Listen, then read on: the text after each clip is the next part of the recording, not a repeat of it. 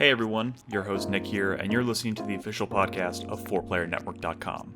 First, I want to remind you that we are a fully independent podcast, quite literally just a group of friends who have met once a week since 2008 to talk about video games. If you like our show, the best thing you can do for us is be active in our community. I recommend Discord. You can subscribe to our show, leave us a review on your preferred podcast service, or, if you're so inclined, bless us with your patronage on Patreon or Twitch. If you're new, all you need to know is this. We record these shows live every Tuesday night at 8 p.m. Central on Twitch, and the audio version launches on all podcast services on Friday morning. Patreon and Twitch supporters will even get the show a day early on Thursdays. But if you want to know more about any of this, about what we do, or find all the important links you need, simply visit us at 4playernetwork.com. And that's it. This is the only ad you'll ever hear on this show. So, with that said, thank you for listening. Let's get started. I don't know. We're going to start right now. Hey guys, welcome to 4Player Podcast, the last episode of 4Player Podcast of 2024. I'm your host, Nick Henderson. I'm joined by Brad Simons. What up, yo? What up? Crispy. Don't skip over movies. I got one to talk about, Nick. Okay. Crispy. Hello. I could talk about movies too. I actually have a movie I could talk about too. And Chris Davis. None of y'all's is more relevant than mine. Yeah. How are we still alive at this point? I don't know anymore. I mean, you mean how are we still recording this podcast? That's a better question. Anyways, yeah, 2024 is pretty much a wrap. Tomorrow it's December 30th, so this is our last show of the year.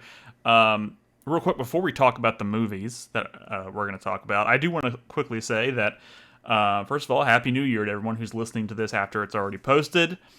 And tonight we're going to talk about a couple games, but in the second segment we are going to put a bow on our Fantasy Critic competition for the year of our Lord 2024. We're going to go over the rosters, talk about who won, who lost, and we're going to check in on our community league, see how they ended up doing. So if you've been following along and having a good time with Fantasy Critic, stick around for that. There's one that might still be up in the air, actually. One of the community leagues? Down to the wire. Oh, shit. We'll talk more about that in that second segment. But, yeah, and Brad, take it away. You wanted to talk about a movie. Go. Oh, well, what movies did y'all see? I saw Nosferatu. No, it doesn't matter. Fuck. Because I saw Sonic 3. Oh, shit. And this is a video game podcast, and we talk about Sonic. Was it good? I don't know. I mean, I did pop over to Rotten Tomatoes and saw it was like 88% certified fresh now. Which is absurd, right? Because like the first two certainly weren't reviewed like that. And to me, they weren't movie like just panned either, were they? But like they're like in the 40s or something, right? No, like they're not like the other ones. Okay, 60s. I mean, they're not. They weren't like glowing certified fresh. Google this. Google it now, or Rotten Tomatoes this. No. The question, Brad, isn't is the movie good? Is did you enjoy the movie? Is that the question? I mean, I think so. No, the question was, is it good? No, I will say it didn't feel like this one is like a certified banger compared to the others. They're all what did the first two score?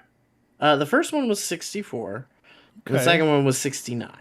But nice. 88 Nice. certified And fresh, 88. Scoring higher than Nosferatu. That's a jump. It's a Is jump. it higher It's than a jump. Nosferatu? I think Nosferatu is also an 88. It didn't feel like an 88 certified fresh. It just kind of felt like the first two movies. So I don't know. Maybe I don't know. I realized when I got to the theater, there fewer when I started watching the reviews? movie. Well, I mean, there's over 100, I think. There's I don't know. 113. And there's probably less respectable critics still reviewing Sonic movies after three of them. Maybe, I don't know. Possibly. That could be true.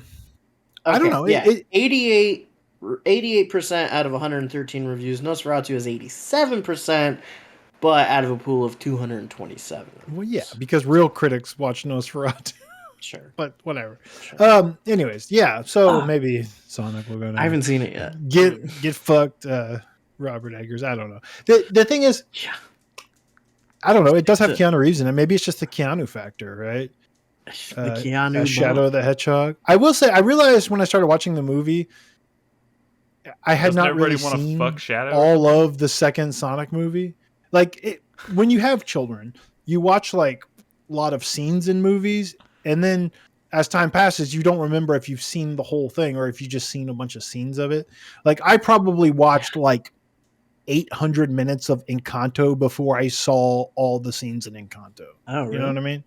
That makes I mean, yeah. Well, no, I like movie. it. I like it, but I'm saying like part of it's like, oh, you're watching it because it's on, and you're sitting on the couch or whatever, and you realize I've never seen this scene before or this moment before, and it's weird.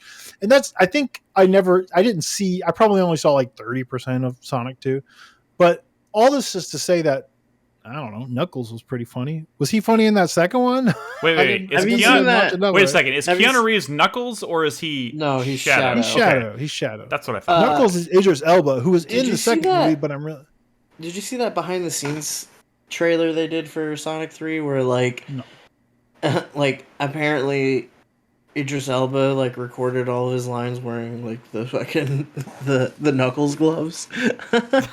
No, he's like wearing them in the like booth, the thing. Yeah. Like, yeah, it's just a funny character, just the way he talks to Sonic. I don't know, it's a funny character. Although I still don't understand why Shadow like turning his wrist to the 90 degrees would cause Knuckles excruciating pain. Have y'all seen the trailer? Yeah, I have no idea what you're talking about. Knuckles is like attacking Shadow and Shadow showing off his power. But Sonic 3, I don't like. Those movies are basically just like Dragon Ball movies or something now. I mean, I don't know how else to describe them. It's basically just like Dragon Ball or something. But yeah, sold a bunch more copies. Shadow grabs his hand, the titular knuckle, I suppose, and he turns it like 90 degrees, and not like towards his torso, like away from it. He just turns his fist this way, and Knuckles goes which we can all do. We can all turn pain. We can all do. Yeah, that's what I'm saying. I don't know. Maybe I don't know a lot about. We're not echidnas. Yeah. Yeah. I don't know. Maybe there's some deep knowledge about if you did that to like a dog, Paul, maybe that would be a little like, yeah, maybe. Anyways, it was fine. I don't know. I think I'd be there for Liar Liar 2 day one. Day one, I would be there.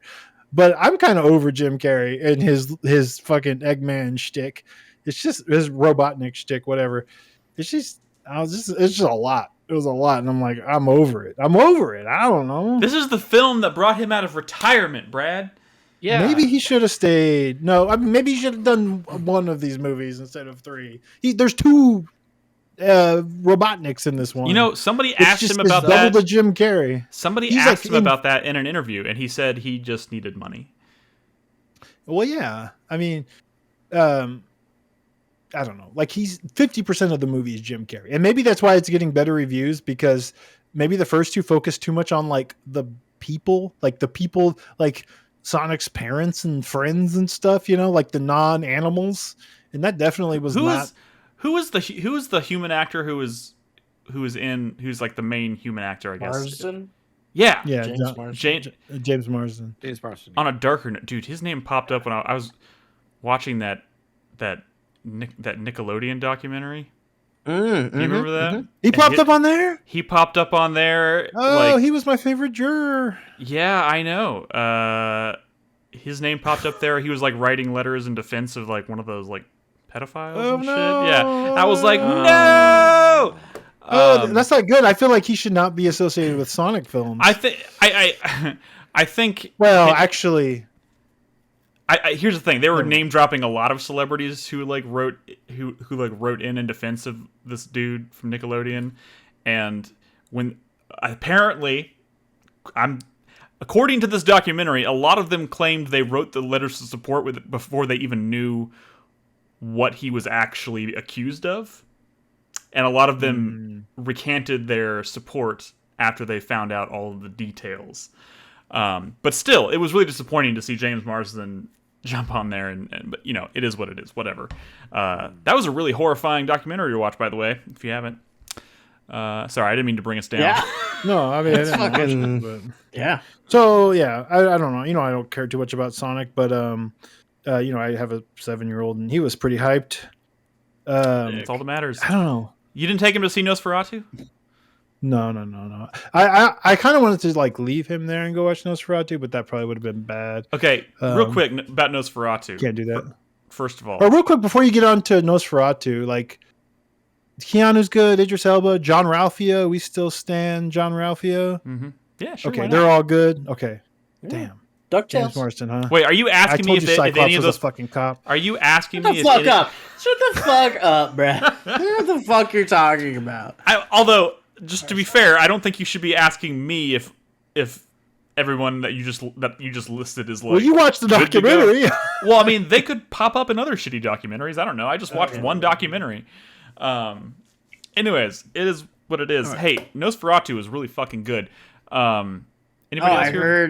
I heard Count Orlok hangs uncircumcised dog. Okay, look. This is what I wanted to talk about. Because do you like penises? I do like so penises. we went to the Draft House, as we do, and we went to like a 9 o'clock showing or something, or actually it was probably like 8 o'clock. Whatever, that's not the point. I drank 2 beers, ate an entire pizza, downed a shake, and I was falling asleep at like the last 30 minutes of the movie because I was just like so. And then you perked up, and then you perked up. No. My point is $80 worth of drinks. What the fuck? My point is, I mean, it was a great movie, and I was just super full and uncomfortable by the time.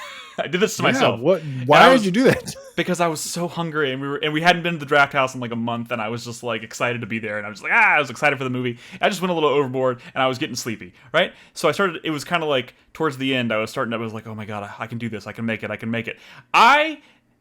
The penis thing didn't even register. I had no idea, and then people started talking about it on Twitter, and I was like, wait a second, there was a penis? I missed Count Orlok's penis in this movie. I don't know how you missed something like that. Apparently, he had a huge like prosthetic. Sorry for your loss. I feel like I have to go. You don't see need it to drag the actor. Okay, maybe good reason to watch it again. No. I also heard that when they wrapped filming, the director gifted the prosthetic penis in like a shadow box to Bill Skarsgård as like as like a wrap present. Because what else are you gonna do with it? So yeah. Anyways, that's a great movie. Really, really cool movie, just in terms of like how it's shot and stuff. Like it's not black and white, but somehow like the cinematography just drains all the color out of the. But it's not black and white. It's crazy. It's good. Go see it. It's fantastic. And there's vampire dog lighting. Yeah. Damn, dog. I'm jealous. Go watch it, man. I want to, but just kind of like. In being hyped for Nosferatu, I watched The Witch and The Lighthouse again. Both great. So good. Not a Northman guy. I still haven't seen Northman. I haven't seen that. That's a great movie. I loved that movie. Yeah, well, I've not seen it either, but I love The Witch and The Lighthouse. The Witch. Oh, yeah, okay. Oh, The Witch and the Lighthouse. Yeah, I was like, there's a witch in the lighthouse. The witch and the lion, the witch and the lighthouse. Sorry. The Northman is really good. Do highly recommend. I believe it. Yeah. I fucking believe it. I don't know. I'm on the other end of that spectrum, I watched Red 1. No, we're not talking about Red. We don't want. Yeah. Wow. Did anybody watch Squid Game? No. I need to watch that. You know what I watched? No. What? Did you watch it, Crispy? Yeah. I mean, I thought it was really good, but you should be warned that they do an Infinity War thing where like instead of the first season's 9 episodes, this season's 7. It ends on a cliffhanger in the middle of the story, and it says season 3 will be in 2025. Which apparently it's already done and it's going to come out in a couple of course. Months. So I don't know. Yeah, it's called money. I still haven't watched the first season of Squid Game. What? I haven't seen it. Man. Nick. It's Korean, not Japanese. You're okay. Fuck. Why do I keep walking into this shit? They're more American than us. Yeah. Anything else? We have spent a lot of time. We have spent a lot of time on movies. Is there anything else? Anything else we want to throw out there? Chris Davis, you've been awfully quiet. TV shows? I watched Last One Laughing Canada, where they're trying to not laugh. Okay. It's a bad show. but like Tom Green was on, and I feel like it's not fair because like his whole shtick was like doing absurd stuff and like keeping a straight face. And the whole point of the game is that you're trying to make each other laugh, and when you laugh, you're out. It's like a competition celebrity reality show. And yeah, of course, Tom Green made it to the very fucking end, but he was taken down by Colin from Whose Line Is It Anyways? Because he's got even more experience in trying to keep a straight face, I suppose, when you're doing something. That really is a stupid. pretty good. That's like a pretty good like pairing, though. I feel like they're all Canadians, so it's like they just had every Canadian in there. Dave Foley was in there, who also has a history of doing sketch comedy while keeping a straight face, I suppose. But it's a bad show. Don't watch that show. I wasn't planning on it. Anyway, sorry, Chris Davis. Do you have anything to add here? You've been rather. I know you just moved into a new home, but tell us about your foundation or whatever the fuck. I mean, no, we can talk about that later. Watering my it? soft water system's activated though. I want to talk about that. No, they finished up my living room speakers, so I've got a 712 Atmos setup in my living room. And I have a pile of movies that I'm just gonna be watching. Shaking the house. To just shake the house. You know, I'll have no neighbors around me. One that I can recommend on that front. If you, all you have to really do is watch the opening. If you don't want to watch the whole movie, that's whatever. But like the opening, like 20 minutes of Tenet. I was gonna say, don't say a Christopher Nolan movie. Don't say a Christopher Nolan movie. Is incredible with a sound system. I'm just saying, like it'll shake your house. I was just watching Oppenheimer. Or if you want to test out the bass on your new system, romance Davrin from Dragon Age: The Veilguard, because that's what I've been doing. What a transition! Let me tell you, he makes the speakers, the subwoofer, like purr like a kitten, and me, of course. You know what I realized? The best romance in Dragon Age: The Veilguard, Nicholas, is the characters that don't form relationships when you choose that you don't want to romance them. When you turn them down, there are certain characters that if you turn down, they'll develop relationships with other characters people. Who you've also turned down. And I wanted to see all of those relationships, so I chose one of the two characters that do not do that, which are Davrin and Ballara, and Lord knows I wasn't going to choose Ballara. So me and Davrin are...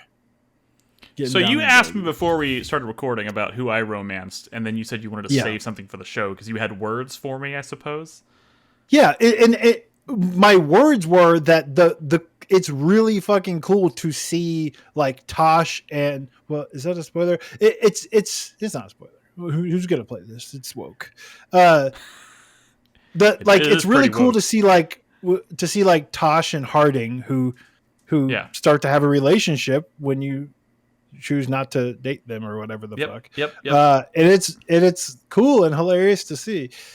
And like I was surprised even maybe I don't want to spoil too much, but no, not Tosh and Nev. That would be interesting. No, Nev and I'm not gonna say. Nev is who I romanced.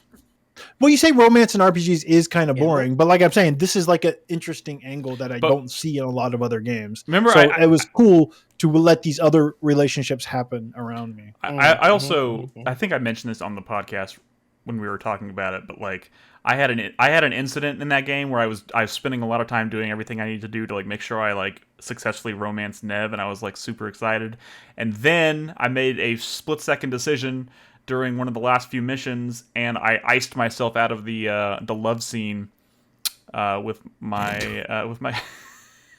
and not in the way you're probably thinking, huh? Oh, you can make a decision, or was no. I mean, like I made a decision that had an impact on her path that took her out of the to the point where she was not going to be where she needed to be when it was time to trigger the love scene. Okay. And that was unfortunate. But they found a way to make it up to me, so it is what it is. They cool game, made it up to you. Someone gave you a handy at the lighthouse? Yes. All of them did, actually. No. I think I said as much, but like it was weird because like I finished the game and I was still bummed about the fact that I had missed out on the love scene, and then they just give you the love scene during the credits. The love scene between you and Nev? Yeah, it's like they give you like one of those like mid-credit scenes, and all of a sudden it's like, oh, here's that love scene that you probably sex? Basically. I mean, it cuts to like a scene with them, and then all of a sudden it leads to sex, and I was like, well, that's you see Nip? What a weird no. It was more like implied sex. I haven't seen any of the other sex scenes in this game, and I'm wondering if maybe. I mean, it felt pretty tame. It felt like PG-13. Buttocks? You see buttocks? No, you don't. I mean, it's really what just like, dude? Like shoulders down. Have you seen the Baldur's Gate scenes? I mean, come on, dude. It ain't Baldur's Gate. Your fucking game. It definitely ain't Baldur's Gate sex. Segs. So, whatever. It all worked out. It all worked out. Okay. Are we doing this? Are we here to talk? Are we ready to talk about games? Because look, people listening at home, I just want you, or watching at home. I'm streaming the podcast tonight. This is the first time. First of all, Chris Davis, how does it feel not having to do any of this? Relaxing. I can enjoy my alcoholic beverage and not do a goddamn thing. That's an alcoholic beverage? It looks like an orange soda. Yeah, fucking orange soda, dude. Cantaritos. Oh my god. What? It's. You know what these Loosen are, up, right? dude. Turn down the lights a little, Relax. No, this shit sneaks up on you. In your face. It's surprising. Look, what I'm trying to get at is I'm the one piloting the ship tonight when it comes to the live stream. So when we start to switch to talking about a game, this might go a little rough for a second. So bear with me. But that's only going to affect people who are watching live. Chris Davis, do you feel ready to talk about your time with Metro Awakening? Sure. Let's fucking go. Roll that beautiful bean footage. I am. I'm writing down your timestamp here first. So go ahead and start. Can we come up with like a good pun on Half-Life Alyx? Half-Life. Oh my god. Alyx. Give it time. Half-Life Alyx. Yeah. So this is a prequel game. Half-Life Vladic. Sorry. Prequel game. Whatever. It's a prequel game. You play as Khan, who was the character that was conspicuously. You skipped right over the VR. You skipped right over the fact that it's a VR game. I mean, people can see it's a fucking VR game. It's from Vertigo, the guys that did Arizona Sunshine 1 and 2. Evidently, they're a multi-studio developer now. That's did not focusing know that. a lot on VR stuff, I would imagine. No one knew that, actually. Exclusively.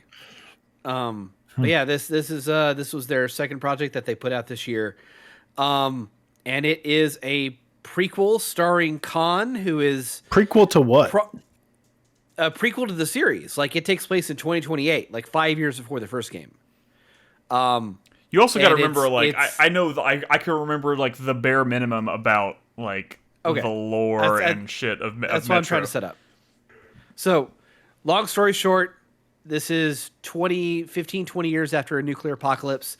The last survivors in Moscow who were able to get away from the bombs went into the metro in the subway beneath the city, and there's a population of about 50,000 people down there who have turned metro stations into like little towns and cities, little villages. And there's a trade economy, there's factions, there's war in the metro. Are you still using bullets for currency? So not so far in this game. It's a prequel. It's not designed with that. Bullets are just bullets. Money is bullets. money. Bullets are just bullets in this game.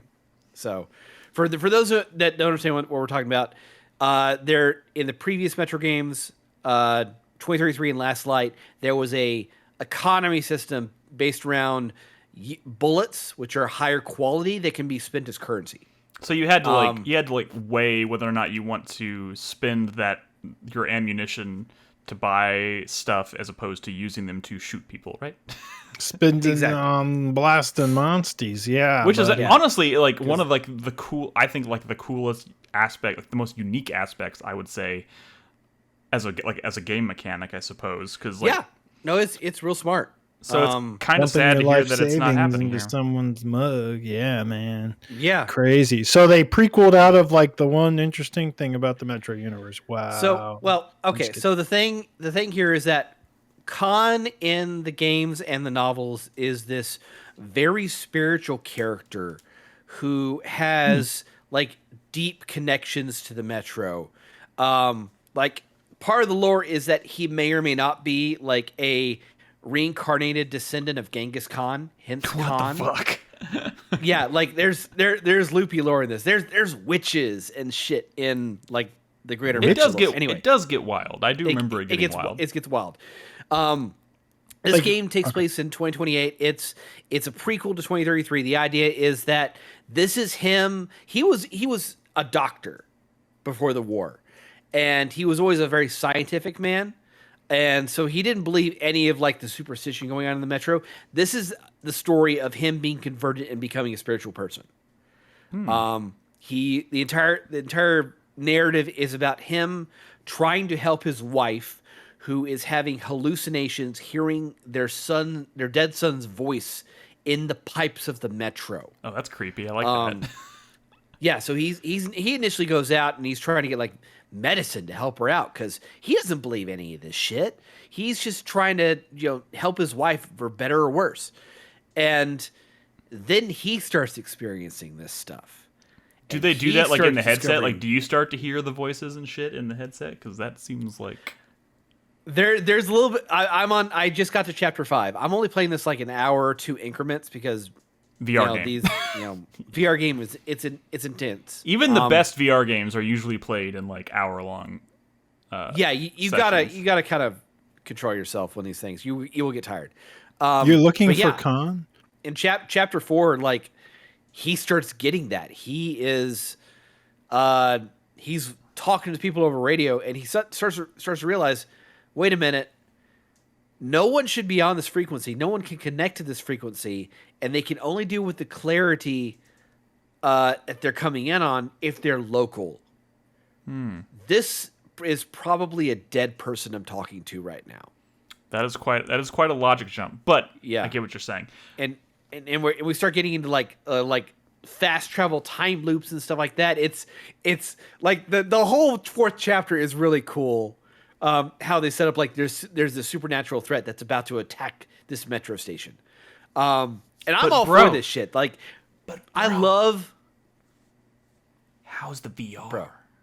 How's the VR is it's pretty cool. It's okay. Everyone is comparing this game to Half-Life Alyx. I think that's a little unfair. You know what I think it is? I think anytime anybody sees the kind of like floating hands, I think people immediately think it's not just that, but it's like, the way you like reload your gun. I mean, a lot of VR games are like that, right? But like this also, you're also in like some fucking warehouse shooting head crabby looking things. I mean, it looks like Half-Life. Sorry, buddy. I mean, but honestly, if you were going to mimic any game, like if you were going to like take inspiration from any game to make a VR Metro title, I could say this about a lot of different IPs. You would copy the best one on the market. You'd copy Half-Life Alyx. But I don't want it to look like Super Hot or Beat Saber, sure, but is it as good as Half-Life Alyx in terms of like the way it plays? So you know what you're asking, right? You're asking if it feels as good as like a homemade Valve title. Why not? I mean, like there are shooters that feel better than Half-Life Alyx, like mechanically. Apparently, there's not that many developers at Valve anymore, so it doesn't seem that unreasonable. Well, that's a whole other conversation. Anyway, the game feel of this, like the one thing I feel that's very unfair to compare with Alyx with this is that there's not a whole lot of interactivity with the environment going on. Mm-hmm. You're not picking up a lot of boxes. You can't interact with like everything that's in the environment. Anything you can mess with gets like a yellow highlight on it, but anything beyond that, like it's just uninteractable. That being said, the depth in which you're kind of messing around with your character and managing your inventory is more complicated than Alex is. Alex is a lot of kind of like menuing to switch between weapons and things like that. Yeah. In this, you're like reaching over your left hand to pull out your backpack so you can see all your notes and your instructions. You can see like how many gas mask modules you have left, and how many grenades, and it's trying to keep it feeling very tactile. Yeah, because all the Metro games have been very tactile with inventory management. You're always doing a bunch of things to do a simple action. I mean, that's the shit that I think makes VR games, especially shooters, like really interesting to me. Like anything they can do to keep you like to make it feel more than like a point and shoot kind of shooter. You know what I mean? Like having to like reload your gun. Like Resident Evil 4 VR also had that, where you're like you reach over here to get your like shotgun or whatever, and you know, down by you like, get your pistol and all that. But like you could have on your right hip you have your pistol. Your left hip you will have your healing implement that you inject into your hand and you refill the cartridge. If you want to switch to your primary, you reach behind your back on your right.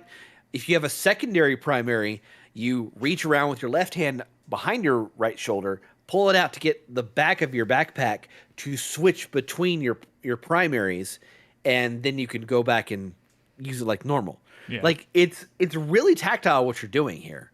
I see in chat, Cybele also references, he's brought up Saints and Sinners, which is another game that I think did like the tactile thing really, really well. My only thing, and I'm wondering if your experience is, I mean, you've played, what you said, like, I don't know how long, you said you've played like 5 you're on chapter 5. I don't know what that equates to. I'm about 5-6 hours in. Do you feel like you're getting kind of better over time at like doing the things, or do you always have to kind of like, are you constantly like grabbing the wrong thing and being like, oh shit, wrong shoulder, and then, you know, because that's how I kind of feel even when I was playing like Saints and Sinners. It's very tactile, but like after 10 hours I was still kind of fumbling my way through the inventory. I will say that I'm sort of fumbling, but that's not necessarily a element of like memorizing what I'm supposed to do with my motions. The problem is with how they set up the control scheme sometimes. Yeah. So for example, actually I've got my controller right here. Okay. Right controller. All right. I've got the Knuckles controller. You press in on the thumbstick to crouch, right? Mm-hmm. Well, the thing with the Knuckles controller is that it's tactile with your gripping your hands, and so the thumbstick isn't necessarily something that you can easily press into, right? You got to really put when you make that grabbing sensation, and your hand is anywhere near your hip, it pulls out your pistol. So I'm doing things inadvertently, and when I'm definitely not trying to. Yeah. Same thing with when I'm trying to just mess around with dash, which you push in on the left stick on the left controller. That's a dash. Well, if I do that instinctual grip to push down hard to engage the action, it pulls out my healing implement. It's something I think I need to mess with the controls. But other than that, that's really more of kind of a nitpick thing. Yeah. The rest of the control scheme, like it feels smart in my head for what I'm doing. Yeah. I just need to get used to, like, you know, using a primary instead of a pistol, and using that kind of grip control with both controllers to actually aim properly and manage my ammo. Because that's the thing about this game is that, like the previous Metro games, ammo management is very important. You could only hold a set amount. You're going to have to scavenge a lot, look around a lot for spare bullet clips that are on the ground, rifle enemies. Yeah. Really pay attention to the environment to make certain that you have enough to survive and proceed. The thing that I really dread about this game, which I know is coming, and they've already kind of teased it a little bit, the fucking spiders. Arachnophobia, baby. Get ready. The black head crabs. It's funny because so like they all have the equivalent. So like Alex has the black head crabs, and like I'm thinking about playing that Alien Rogue Invasion game, and I'm sitting here dreading like the face huggers, like that. Like they all have them. They have something. Oh no, it's the spiders in particular here. Like in Last Light and Exodus, they're very, very tough to shoot to kill. The mechanic you use to kill them is to project your light on them long enough to where they burn from the light. Yeah, okay? I remember that. Okay, so you have to click Like on Alan and Wake. off on your headset. You make the trigger motion above your headset to activate your torchlight on your head, but you have to manage your power. So in this scenario, I'm just dreading the fact that I'm going to go into these dark environments with just this flashlight on my head that doesn't go very far, and I'm going to have to constantly pull out my backpack, pull out my battery charger, and charge it constantly just to make certain that I can survive those environments. You're going to feel like you don't have enough hands for this situation. Yeah. Like right here is when there's a door here in which I need to connect it to the door, charge it to get a electrical feed started, and then turn the dials, pull back the receptors on my generator, and put that away. Okay? That's a lot of actions to do in a very small amount of time. And if I'm dealing with fucking spiders, fuck me sideways. Well, I would imagine... Sounds like a skill issue to me, dude. I would imagine that they know that they're, because of how tactile it is, they're going to have to make adjustments to, like, how, like, the mechanics involved with taking out those enemies, or, like, they're going to have to find a way to balance it. If they don't design around the limitations of the headset, that's bad, I would say. How to say you use the duct tape mod in Doom 3 without saying you use the duct tape mod in Doom 3, am I right? What's the duct tape mod?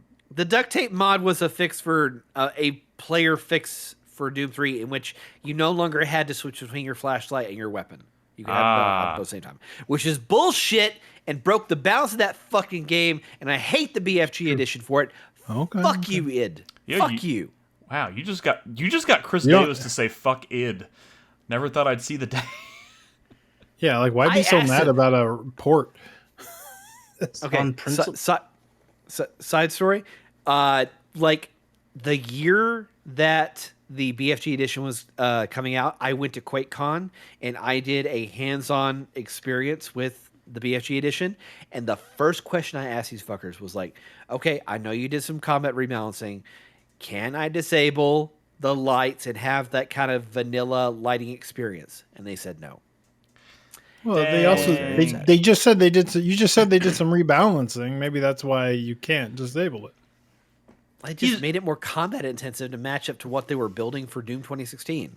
Wow, and I hate that. Doom 3 was. But hey, on the bright side, Doom 2016, pretty fucking sick. Fucking great game. Yeah. And we're getting a new Doom game next year. Yeah. Oh my god! You mean we're getting next year is like in 2 days? That's pretty exciting. 2 days. Yeah. Sorry. And then anyway, so Awakening, I'm having a lot of fun with it. There's some really cool scenarios they're kind of trying to throw at you. I will say you die pretty easy in this. I mean, you die pretty easy.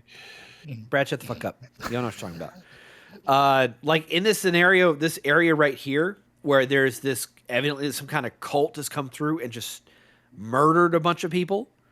Like I have to eventually escape back out in there, and there's like stalkers that are walking through the hallways, kind of looking around and hunting for you. So when you say stalkers, are we talking about like stalkers, like stalkers? Stalkers, yes. Okay. Like the Stalker games, yes. The scavenger hunter killer guys, yes. Gotcha. And you can seek through this area. I know you can, but it's all about like looking at your wrist on your left hand to see your watch, which has your stealth indicator light. So if it's lit up blue, then you are pretty visible to the enemy. So it's like moving through darkness in a already dark game without your torchlight on, and getting used to the environment and knowing patrols and just praying that you don't get spotted. You look on the underside of your wrist or the top of your wrist? Underside. In this game, it's the underside. I'm actually a little surprised that you're not an underside wrist person in real life. I never liked that. It is so much cooler looking at the underside of your wrist. Can we all agree on this? No. You both of y'all are not under wrist wearers. Nope. No, I mean, how many people have you met in real life that walk around with I would bet $1,000 that at some point in Chris Davis's life he gave it a try. You know what? I'm going to try being an under wrist wearer. I will take that $1,000 right now because you are entirely wrong. Don't you fucking lie to me. I ain't lying to you. That's the factual truth. I've never even thought about it until now, and now I kind of want to try it. Oh, Nick. Nick, no. Do it. To bring it back. I'm doing it. I'll do it right now. I'll take this watch and put it on the... I'm turning it. Anyway, this game is pretty cool so far. And since this is on the Steam Family Share Library, like, I would encourage y'all to give it a try. Like, it's not Half-Life Alyx, and if you have expectations that this is supposed to be like Alyx, you're fucking wrong.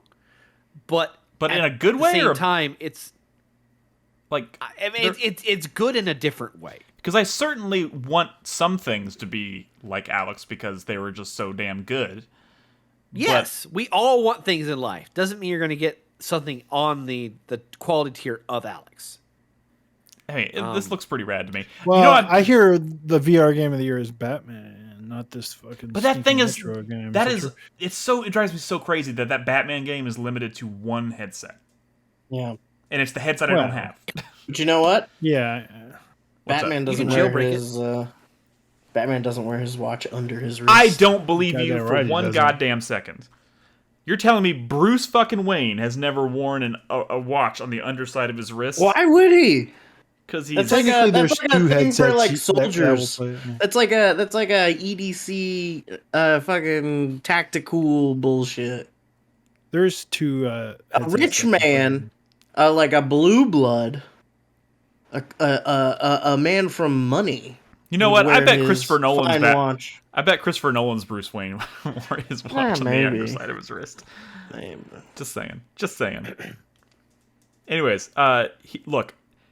I don't even know if my PC headset, because the PC headset I have at this point. Well, actually, we've talked about this before. Should I just get an adapter for the fucking PSVR 2 and use that? Well, I heard, you should buy another VR headset. You shut up, Chris. I agree. Buy a new one. I think that's what you need. I mean, I just want to be able to use. Might as well get the half dozen. I just want to use the headset that I have without having to have a Facebook account. But I know we've had that conversation before, and I guess I'm probably just going to have to. I hear the Apple Pro Vision is supposed to be pretty good. Nick. You have a PC VR headset and a beefy PC. It's the PC that matters more than the headset, probably. Yeah. I suppose that's true. Anyways, I want to try this and Alien Rogue Incursion or whatever it's called. This is absolutely worth it. Honestly, I mean, you're right. It is on our family plan. So what does this cost? What is? Oh, I guess it costs us nothing. Zero Skies says Meta no longer requires a Facebook account for a Quest. Wait, I don't have a Quest. I don't have a Quest. I have a fucking Oculus Rift S. Yeah, to play Batman, you need the Quest 3 or the Quest 3 S or whatever the fuck it's called. And unless you jailbreak it. This is on PSVR 2, but again, I have to stress, Chris Davis already shelled out the cash for it on Steam. It was $40. Actually, it was $30 for me because Did you buy anything this year that we can actually play, Chris Davis? I can play this. This? Yes. Yeah, that we want to play. I mean, that we want to play. What did you buy on Steam this year? What did we buy on Steam? You bought Helldivers on Steam this year? Yes.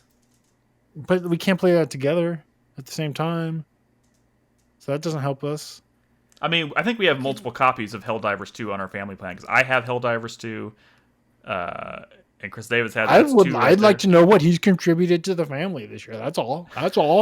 I've contributed quite a few indie games. Look, premium indie games. Let's not do any dick measuring here. Let's switch. Let's it's not switch dick topics. measuring. This is about family. This is about being a. What is this? Fast and the Furious. Mech Warrior Clans. We could do. That's Earth on Defense Game Pass, Force bitch. 6. That's on Game Pass too, I think. You've been buying Game Pass games? That ain't helping us. Arcseed. Deadlock. Arcseed? I got us all Deadlock. No, you didn't. I mean, yeah, you didn't. Literally everyone could fart out a copy of Deadlock for someone else. Come on, man. Yeah, but not in the initial days. I got it for us. Stalker 2. I got that. I also got that. On Steam? I got that. Yes. Wait, y'all both bought it? Yep, we both bought it. Hey, speaking of Stalker 2, look, I don't want to spend. Stalker 2's on Game Pass too, you dick. It is. Both of y'all, why y'all buy that on Steam? It's look, I could talk about multiple reasons why I decided to pay for it on Steam, but I'm not going to get into that. But I would like to talk a little bit about Stalker 2. Can you say one reason? Well, I mean, for one, that studio went through some severe hardships while developing that game, and I wouldn't. Okay, I didn't. You asked. You support the developers. Look, according to Phil Spencer, Game Pass is like the best way to support a developer. Okay, look, I want to talk. I want to talk for a second about Stalker 2. All right, hold on. I'm gonna switch. Oh my god, that just worked. Okay, Indiana. Cool. You didn't buy Indiana Jones on Steam, did you? No, I did play Indiana Jones on Game Pass, which I'm not going to talk about this week, but I did finish that game. That's a damn fine video game. I did too. Look forward to Fan-fucking-tastic. You should have bought it on Steam. God damn it. You don't have Game Pass? Chris? One of you guys should buy Caves of Cud, too. You should buy Caves of Cud. We should all just start making... I don't need fucking money! We should all. You know what? We should start like a list. That's true. We should start like a Google Doc list of like games that we want, and just see if, and just wait for people to have us like share, like pick like who's gonna buy what, and just like plan that shit out. Look, I want to talk. What thrifty people do. I want to talk about Stalker 2 for a second because. Okay, so where are you at Stalker 2? I am in garbage. The second zone of the game is called garbage, right? So look, I when we talked about it last time, Chris Davis had played like 30 hours of it, and I was still like 4 hours in and struggling to get the thing to work. And now they have since patched the game like 3 times. One of those patches was a 110 gigabyte patch, and now the game runs beautifully on my machine.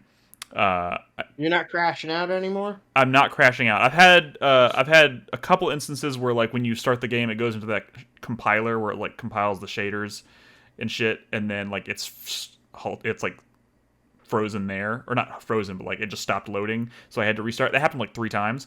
But once I'm actually in the game, I've had like several multi-hour sessions without any issues. So I'm finally playing Stalker 2. Probably one of my most anticipated games of the year, and holy shit, I don't think you could keep calling that on December 30th. Why not? Oh, you mean like what? I was saying up until like prior to release, I was calling this my most anticipated game of the year, and now that I'm playing it, finally, I'm so happy with it, because over the years I have realized, I just don't care much for shooters these days. Mostly because I feel like they're very formulaic, and a lot of them are. What about Atomic Heart? I mean, but like, look, if you look at like the shooters that I really have championed over the past few years, the ones that I love, you'll probably see some things that they have in common. Like I like the Far Cry type experience, right? Where you're dropped into an open world, and it's all about atmosphere and exploration and stuff, and shooting just happens to be something that you do to defend yourself in that world. Like that's the kind of shooter that I like to play. And I've also over the past few years really taken a liking to like the survival genre in general, right? So like seeing like finally having kind of like a shooter that like really leans into the survival aspect while also being a shooter and focused on open world exploration is really great. I'm absolutely loving it. But like the combat in this game is so scrappy. I fucking love getting into firefights in this game because they're intense. I die a lot, but like those moments where you like react and like turn and like shoot a guy in the head and he goes down, and I'm just like trying to catch my breath. Like there's so many moments like that are just amazing. But like for me, it's been about the exploration in this game and some of the shit you find, and the anomalies, man. The anomalies are so cool. And I know that's a major part of the series in general. And up until this point, I've only played what was it? Shadow? What was it? Did I play? Was it Shadow of Chernobyl, or did I play Call of Pripyat? Call of Pripyat. I played Call of Pripyat, right?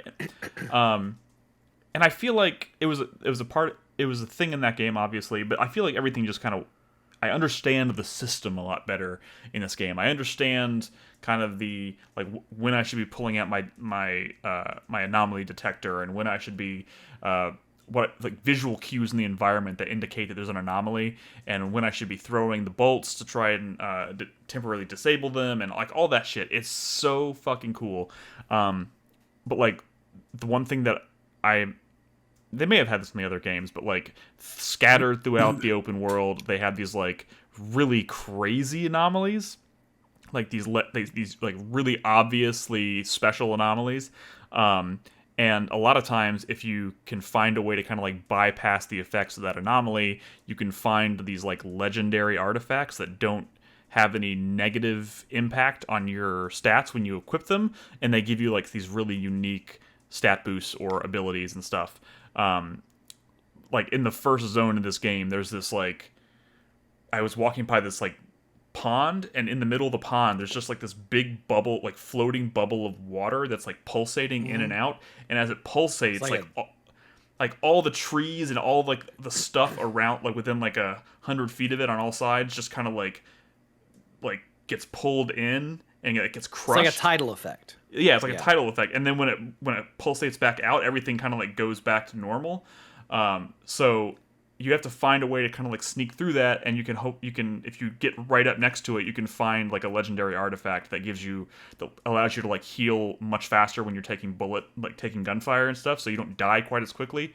And like, so in that first zone alone, I found 2 legendary artifacts that like were really fun to just try and like wrap my head around and survive, and the rewards have been really great. And there's like I think there's like 9 zones or something in this game. This fucking map is enormous.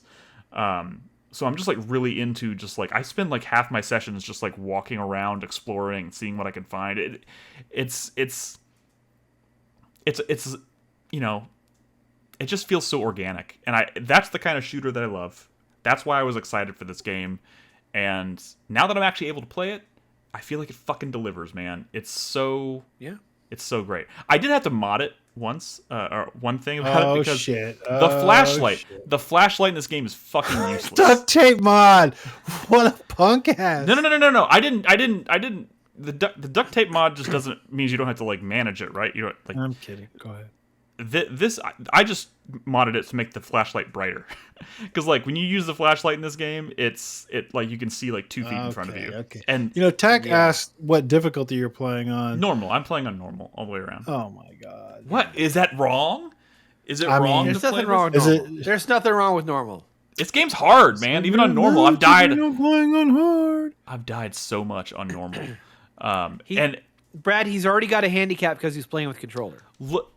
I am playing with a controller, yes. Wow. Fuck all you hoes. Built-in handicap. But like, look how bright this flashlight is. That is not normal. That is not the norm.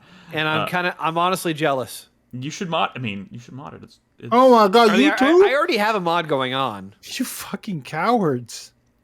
Hey, dude, I played a flashlight's not bright enough. Like me scared. No, it's not about being scared. It's about like being able to see where you're going. I spent being able to see more than 10 feet in front of you. I modded it yesterday, dude. I've played like 15 hours without it. So did you mod your Dragon's Dogma so you could see in the dark too? No. That's just turning up the gamma. You don't even have to mod it. No, I'm using a mod right now that cuts the weight of food and ammo in half. Oh, you bitch! That is so useful. You guys don't even like this Stalker's game, all about you? suffering. What the fuck are y'all doing? Hey, there is one mod that I'm thinking about installing that is actually, I think, a legit complaint I have. Like, because when I'm walking around in the world, shit into Metro. When I'm walking around the world and you see other like NPCs walking around, I have the hardest time deciphering: are these guys going to attack me, or are these like friendly NPCs? And there's a mod that will identify them visually, like with like a thing over their head, like an icon over their head. Dude, I can't tell. Sometimes I approach these dudes thinking that they're friends, and then I get like up next to them. Welcome to the war zone. Welcome to the fucking Fog of War, baby. Real life. Hey, I haven't installed it yet. At the same time, like Stalker is all about its fucking gigantic modding community. Skill issue. Look. I haven't installed that one yet because I do feel like it's a bit of a cop out. But look, I'm enjoying the hell out of this game. It is thus far kind of like everything I wanted it to be. I think that's the important thing. This game works now. Can I say, if you happen to have an NVIDIA 30 series card, it works. Nick, and I'm not trying to transition away from this too quickly or anything, but I mean, the bigger news here is that it's December 30th, and you're choosing to play Stalker and Indiana Jones over Metaphor ReFantazio, which means I'm a racist. Which means, yeah, you lost. Are you calling it officially? I mean, dude, there was no world in which I got this working and I was not going to play it. I mean, I don't know. There's no world in which you weren't going to get enough points for the list. Look, you know what? I mean, there's no world that you want. Would Metaphor have put him over the edge? Oh yeah, by like 3 or 4 points. I only needed 2 more points, and this one was worth 4 on Brad's Okay, let's not scale. be crazy. You finished Final Fantasy Rebirth, which we had to kind of push you to finish, me and David, to be fair. Which we still have not recorded our spoiler cast. Yeah, you finished Persona and Dragon's Dogma, which those are like the biggest Japanese. I also finished Stellar Blade, but it doesn't count because it's not Japanese. Like it wasn't on the list, and it's not a Japanese RPG. It's a Korean Souls-like. I'm sorry, Nick, it just doesn't count. But like, it's against the spirit of the bet and the letter Brad of is the law. Unfortunately, right here. The spirit of the bet should have been like what difference does it make which Eastern country like the game came from? Easy, buddy. Easy, buddy. Careful. Your argument has always been your argument. The points were balanced around the games on the list. Nick is saying I wasn't racist against Japanese people. I was racist against all Asians. No. My point, Christy, is that if he was also including games made in Korea, I would have enough points. It just wasn't on the and Wukong, right? Because you played 2 fucking Souls-likes made in countries that are not Japan. I also when you could have just played Rise of the Ronin. How many Chinese games did you play this year, Nick? Well, I mean, probably more 2. than you think. The answer is 2. I mean, how many were Tencent backed or Anyways, look. The point is the list was balanced around the games on the list and the points. I'm not that were really pushing back here. Games. You know that, right? Like I am admitting defeat. I'm admitting defeat. But like the crazy thing is, like Game of the Year, 90 RPG of the Year, 93 on Metacritic. Like it's not like Metaphor was like. I played Metaphor 2 days ago, Brad. Like I'm not stopping Metaphor, but like I'm still probably maybe halfway through Metaphor. But like. You could have waited on Indiana Jones. Look, when I started playing Indiana Jones, I thought it was like a 10-hour one, like quick in and out kind of like game, and then I ended up playing it for almost 40 hours. Whatever, dude. You were gung ho about this list. Metaphor received glowing reviews. Look, can I ask you something? Yeah. Are any Japanese games going to make your top 10 list? Damn. I think that's still being decided. No. And you better not put another fucking pity Persona on your fucking list. I mean, I am considering Metaphor. I am considering it because I really... Don't do it, dude. Don't do it. What do you mean embarrassing. Don't do it? What are you talking about? You put Persona about? 5 on your list after 20 hours and you never went back to it. It's not right. I played Astrobot. That's Japanese. I mean, half that studio is like white dudes. Come on, man. Wow. Oh, look. I'm Astrobot wasn't on the list. The list was made at the beginning of the year, and the points were divvied up in a way that it could reasonably Brad reach wanted 10 points by picking various games, and he easily could have. Brad, he could have played one Falcom game. But I don't want to. Wow. You still have a chance, Nick. That's the point of the list. You don't want to play the stinky Japanese games. That's the whole point of the list. That's not true, though. They just make better games. Whoa. You're I'm kidding. Your games are bad? I'm kidding. I'm fucking kidding. Don't cancel me. I'm just kidding. Wow. Somebody clip that shit out right now. Look. There was just a lot of stuff I wanted to play this year, okay? And it just so happens It just happens that not a ton of them. Like every year, Nick, you want to play lots of non-Japanese games. You know what? I'm super fucking excited to play Monster Hunter in February or March or whatever the fuck. Nick just has demographic concerns. It's not racism. Oh, look. Hey, look, I saved you however much money you were going to spend printing me that not racist ID card. I was going to laminate it, Nick. I have a laminator at work. Do you really? Yes. Okay. Oh, man. Look. I mean, I really thought this was like a layup for you. I really did.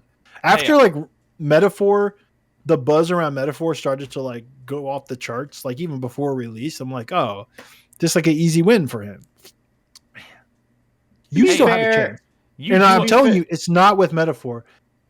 It probably wasn't any of our plays to decide that Nick wasn't racist. True. I was just trying to make it funny. I hear Grand Blue is quite short. Like the main campaign in Grand Blue. You want me to spend my entire day off tomorrow starting a new Japanese game and trying to beat it in one sitting? I know that sounds repulsive to you. I'm sorry, but you do spend all day playing video games sometimes. Look at how long to beat on Grand Blue. Goof Pfeiffer in chat said he'll never let you forget how hard he had to fight for that last game. Like, don't do it, Nick. Goof Pfeiffer in chat says, "I'm Japanese. Am I still allowed to be subscribed?" Yes, I mean, you are. If you want to unsubscribe, I understand. Yeah. I'm so sorry. Oh my god. You were more excited about this kicking the shit out of this list than anybody. Brad, I feel like you of all people should understand the feeling of having so many games you want to play but not enough time to play all of them. Well, I've played at least 500 hours of Japanese games this year, so I don't want to hear it. So what is Nick's punishment? He's racist. It's just the status quo. That's his punishment. The punishment is he stays racist. Yeah. And we get to keep calling him a racist. That was the bet was that we don't get to call him racist anymore if he gets the points. Give me another chance, right, Brad? Before our first show of 2025, make me a new list for 2025. Oh my god! Just so you can embarrass yourself again. I'll try again. If I fail next year, you can. I'm like twice as racist. You can say it.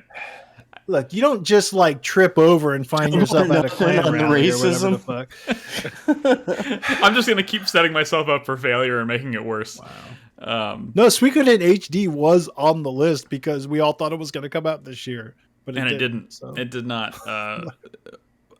But that I don't think that would have been the one, right? That I would have been able to get through. Yeah, look, I mean, who likes that series? Only a fucking idiots, I guess. Weebs and old people. I mean, you make a good point.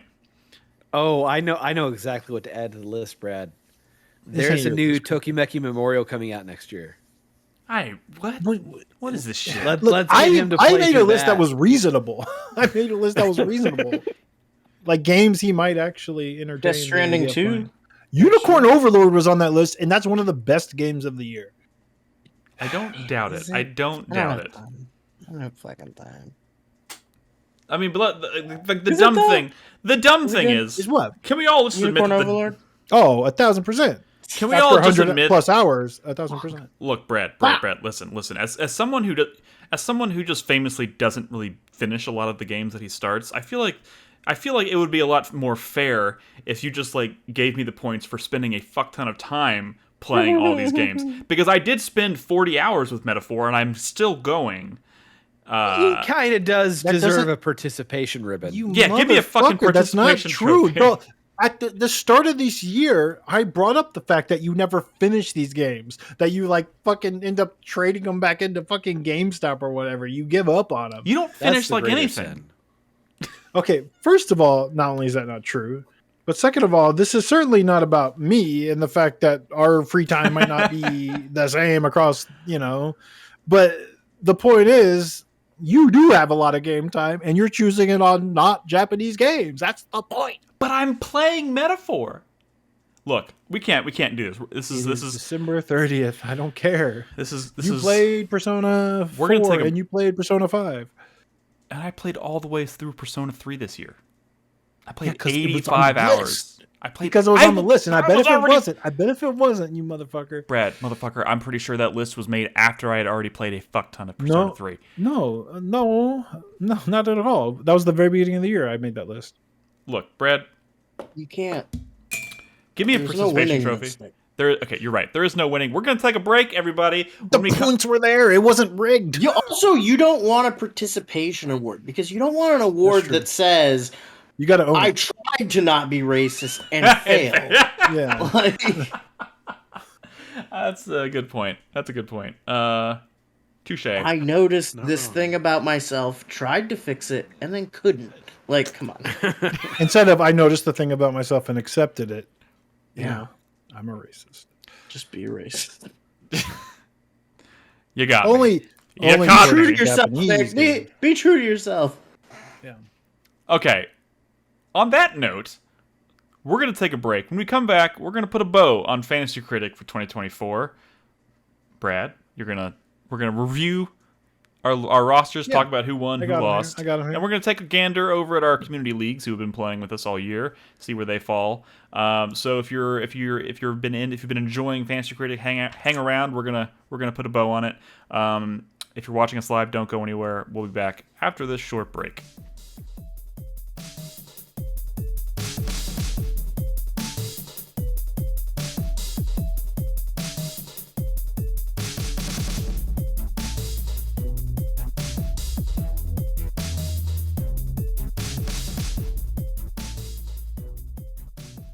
Welcome back to the show.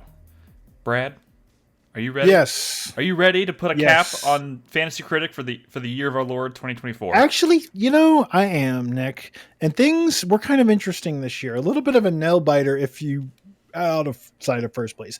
Like, and I'm not saying that as a joke. I'm saying that as if it wasn't for the fact that I won by a lot, I guess. Like, everyone else's scores were not only close, but they were constantly, even now, kind of going up and down between who is in second versus last place. And we did agree at the beginning of the year that there was going to be a second place prize. So that is still up in the air. Maybe, I don't know. Maybe that's one thing we're going to need to there is still 24 hours. But I will say this. I am working with a member of the community to put together a award of sorts for the people who won in their respective community leagues. Did you see the link that I posted you? I think that might be a good way to. I saw it. We'll talk about it later. But just wanted to let you know that is in the works. Yes.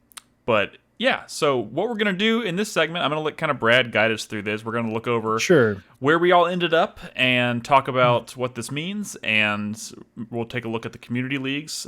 Big shout out to everybody who played along this year and participated in their own respective leagues within our Discord. We hope y'all are interested in joining us again next year doing it. I think we had 4 leagues this year? 4 leagues this year, yes. So if you're interested in participating next year in one of the community leagues, it's discord.gg/4player, and we'll talk more about that on a future show. We're still trying to kind of figure out our January recording plans and how we're going to. And we would love new people, because I know there are people from the previous year who don't necessarily want to play this year, or maybe they went nuclear and disappeared. But there are spots. And we can accommodate like any amount of people. We'll find a way to kind of balance out the league. So please, if you're interested, it is fun if you're into like weird numbers and stuff, I guess, like some of us are. To sell it. It's all a little bit silly. It's all a little bit silly, but and historically speaking, we've been the initial Fantasy Critic draft is kind of replaced. I don't want to say replaced, but it's kind of served as our, because we usually start the year off with a preview show for the year, and this is kind of the same thing. It allows us to kind of essentially do the same thing. We're highlighting a bunch of games that we're looking forward to in the year to come, and it just happens to also serve as a game. So I think we're going to continue to kind of do this. So if you're interested in participating, just keep it in mind. But it's been twisty and turny this year. Oh, so okay. So let me just read off the current rankings, which will probably stay between now and the first. They'll probably stay as there's this. 24 hours. Okay? Anything could happen. They could shadow drop Hollow Knight tonight. Well, anything could happen. I will say the surprise upset, the surprise that happened in the final hours was the Nick dropping to last place because of a very poorly reviewed indie game final pickup in indie game. Indie games are dangerous, man. Indie games are grenades, dude. And in my opinion, I like to stay away. The wheels unless you know it's a bona fide banger. The wheels quite literally came off my bus because I was in first place for a while. For a while, yeah, you were in first place, but negative points happen. So with 87.33 points is Nick, and he lost. So he was doing really well. Like he was a shoe-in maybe for even second place, but he lost currently 14 points on Spirit of the Samurai, which we also learned that there's a little bit of a they cut off how many points you can lose because it has a 52 on Open Critic. So you should be at a negative 18, but it's a negative 14 for some reason. I think what happens is once you go below, it's kind of like above 95. I think once you go below a certain amount, instead of double points, it is 0.5s maybe. I don't know how it works. At some point, it doesn't matter because when you're losing I think that many below points, 60, it's 0.5s. When you're losing that many points in one fell swoop, 14, 18, it doesn't matter. It's a huge hit. But it's crazy. It's a huge hit, especially because you had counterpicked. Also, the other late year thing was that Sky Dance's Behemoth had a lot of issues at launch, and it ended up not scoring well. And if that had it was initially a lot lower, so you were gaining points having counterpicked Behemoth. And there was a time where things were looking really good for you, but then more scores came out, and that score climbed up a little bit, so you ended up getting losing 0, more points, which is good for a counterpick. Oh yeah, I got 0. You didn't lose points; it's at a 0, which is good. But there were some questionable late year picks, like Neon Blood lost you points, and look, indies are tough. You're rolling the dice. I think waiting till the end of the year to finish your roster is dangerous. Several of my games that I had put a lot of faith in early were no ships. So yeah, which happens, That those were the wheels coming off, and I had trouble replacing said wheels. Some leagues don't play with no ships, but they balance that out by you balance out by just not drafting risky games. But we like the risky stuff, so I don't know. I also picked up late game pickup was Mighty Morphin Power Rangers, which looked cool. Which underperformed, yeah. Fuck. But 0 points for that big goose egg. Yeah, just your last picks were also rough. I think it's worth mentioning, because I did super drop one of my counter picks, so the points that you see on they're actually less. It's you would lose another 7. Or no, is it counting that as a minus 15 already? I don't actually know. I think it doesn't. No, because you could have still picked up a counter pick, so I think it's actually you lose 7 more points. Yeah. So but it's weird. Place. I'm looking at my ranking. Oh wait, never mind. Okay, never mind. I see it now. I was looking at projected points for a second. So yeah, my score is going to go down further. I have 92 points. It's going to go down by another 7 points. Oh shit! And second to last place, also a bit of an upset with some late year drama.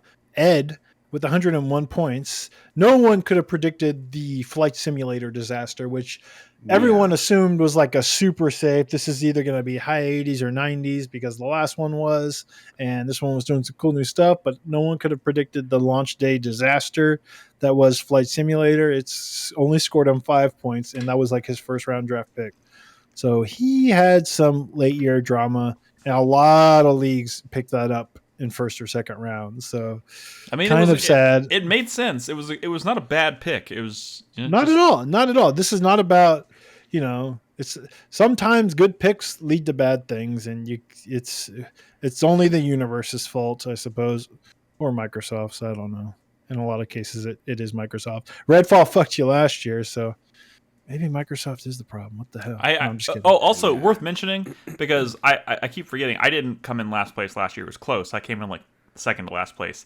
But I think what we kind of decided is that the person who loses, which in this case would be me, has to their punishment is they have to stream the game from their list that scored the lowest, which means I guess I'm going to be streaming Spirit of the Samurai.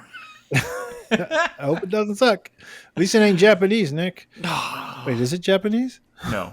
Whoa! If you beat Spirit of the Samurai before New Year's, I'll give you the points you need. If it's Japanese, but it's not. It's not Japanese. I'll right? Look it up Somebody in chat confirm. Maybe. Did I miscalculate this? Because according to this, Slacker-chan has 99 points. What happened here? What's going on here? What are you using? What are you using? So I'm on the Fantasy Critic page, and the scores at the top say he has a. Okay. I'm sorry. I was looking at projected still. See, so he actually has. That's what I did. He actually has 90. He's actually second to last place, Chris Davis. Yeah. Sorry, but not last place. That means something. No Rest for the Wicked was early access, which I couldn't get out of at the draft. Yeah. Monument Valley didn't get an open credit page, and Metal Gear did not get a push. So guys, Monument Valley, I don't think scored all that well. Anyways, I will say that a lot of your mistakes were early year mistakes, and Life is Strange underperformed too. Yeah, guys, real quick to interject. Spirit of the Samurai is developed by Digital Mind, and I'm on the website right now. I can't find anything yet. Spain. Okay, I was about to say I can't find exactly where they're from, but based on what I'm seeing here, does not appear to be Japanese. Steam. I mean, you could still offer to give me a British dev. You could still offer to give me the points, though. No. So yeah, I mean, Chris Davis, obviously, he had some trouble during the draft and some bad counter picks. It was a struggle. At least you're not last place. 2 years in a row, you were not last place. I will. Fuck me, right? And then it goes Ed, and then right after Ed is Crispy with 105. Wow. Who, I mean, honestly, this list, I hate this list. Yeah. You hate your list? Yeah, I mean, everything was in the 70s. Everything was in the 70s except for Tekken 8. Yeah. Kill Knight. Well, okay. But you have no negative points. You have no negative points. The big bombs on my list were 11, 12, 13 points. Ooh, even Velgar dropped down to 79. I never noticed that. I regret that trade because you definitely... Whoa. At the time. And that money I gave you into more points than what Velgar that was what I was trying to achieve. I regret that. I'm not saying that you cheated me. I'm not saying that I blame you for it, but I do regret it. Okay, at the time, I didn't think I was giving you a 79 at all. Because the buzz for Dragon Age at the time was a lot better. It kind of, from where it's at before release, it kind of, I think, underperformed. Not where I was at the beginning of the year, in my opinions on that game. It changed when they started showing it, right? I'm surprised it creeped down. And I'm actually kind of wondering, some of this is such bullshit. I can't believe. Well, the Haunty thing was a tragedy, I know. But we don't have to.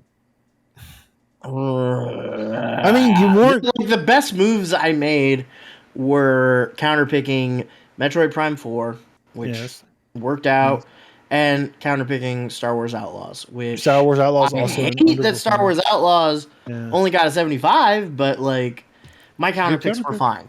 My counterpicks were I dodged counterpicks this year. I was fine on counterpicks, and I still came in fucking fourth.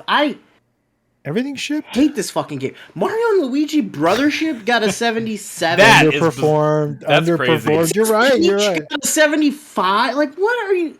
That one. What are we fucking talking about? What is the point? What is the fucking point of any of this?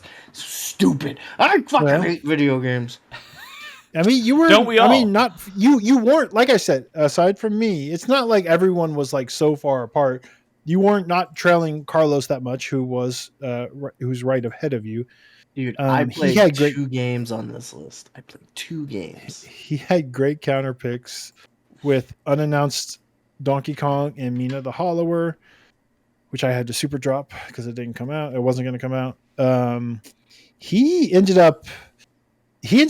not fulfill his draft. Actually, if you think about it, he didn't fill his new game franchise spots.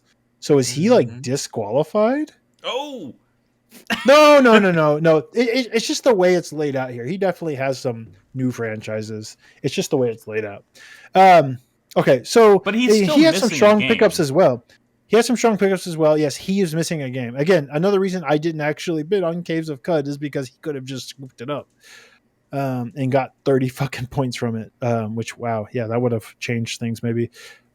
He had a pretty strong list until, again, it was not picking up that final game. He also bought your Hellblade 2, which was kind of an interesting gambit at the end of the year. You ended up using that money to buy Tragedies, of course, but if you had not done that trade, you might have been sitting pretty. But you were out of money. You didn't have enough money to fill all your spots after the Will Not releases, which is why I was worried about getting into that situation, which is why I sold Dragon Age, because I didn't want that to happen, not have enough bucks to pick up random games. The real fucking crime here is that you came in first place and Hollow Knight didn't even come out. Hollow Knight and my Mario game is still on my list. Yeah, I will get to me. I did luck out in some places. After Carlos is Nolan. As of now, he is the current second place. He also has a game that didn't get a score that did score well. On Metacritic, it's like in the 80s. Wait, which one are you talking about? It didn't have enough top. Last Time I Saw You is a game that scored well, but it didn't get enough top critics on OpenCritic. And there is a page with good scores, but it didn't get enough top critics. And there is some news that it might affect the way we draft next year. And that's that OpenCritic, I believe, this is what I'm hearing. I was hearing about it in the Fantasy Critic Discord because they have a relationship with them, right? Because are they going to get bought? To OpenCritic. No, they already got bought. They got bought this year by another company. And word on the street is that they are going to increase the number of top critics that you need to get a score, which is going to make it even harder for indie games to get scores.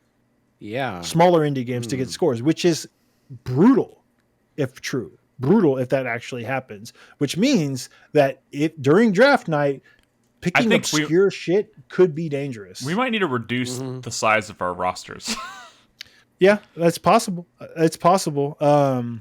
That'd make it more granted, we did not get that obscure on draft night.